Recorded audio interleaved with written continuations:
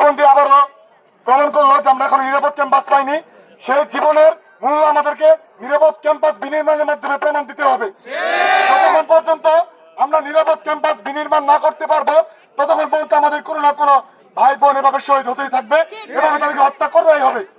আমাদের ফ্যাসিস্ট আওয়ামী লীগকে আমরা পতন করতে পেরেছি, কিন্তু ফ্যাসিস্টের সমস্ত লীগকে আমরা পতন করতে পারিনি।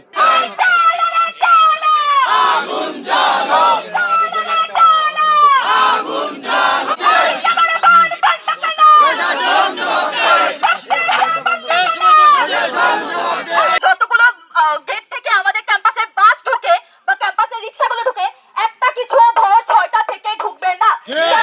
যতদিন পর্যন্ত যানবাহনের নিশ্চয়তা এবং আমাদের জানের নিশ্চয়তা যতদিন পর্যন্ত ঠিক না হবে ততদিন পর্যন্ত আমাদের এই মুভমেন্ট জারি থাকবে।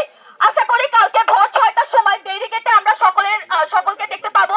ব্যারিকেড বাদে বাকি সব গেটে সকালবেলা তালা দেওয়া থাকবে। মাঠের অলরাউন্ডার আমি, আর ঘরের অলরাউন্ডার টাইলক্স।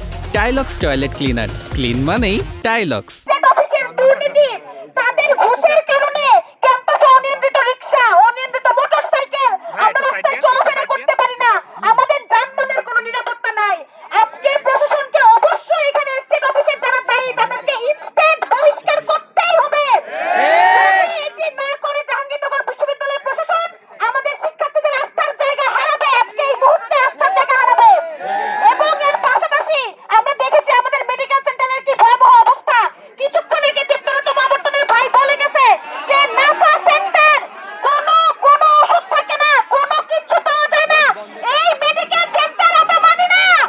আমাদের অবশ্যই উন্নত মেডিকেল চিকিৎসা লাগবে। জাহাঙ্গীরনগর বিশ্ববিদ্যালয়ের শিক্ষার্থীদের উন্নত মেডিকেল চিকিৎসা এবং প্রয়োজনে ফিজিওলজি স্টাফ ভবন না করে আমাদের মেডিকেল পূর্ণাঙ্গ করতে হবে। কারণ এই পূর্ণাঙ্গ মেডিকেল আমাদের সবার প্রাণের দাবি এবং কথা দিতে হবে, প্রতিশ্রুতি আদায় করতে হবে। তারা বলেছেন যে 7 দিনের মধ্যে তারা ক্যাম্পাসের সকল রিকশাকে নিয়ন্ত্রণ করবেন, সকল অনিয়ন্ত্রিত রিকশাকে লাইসেন্স দিবেন।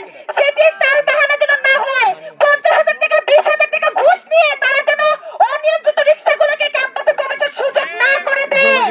যদি তারা সেটি করে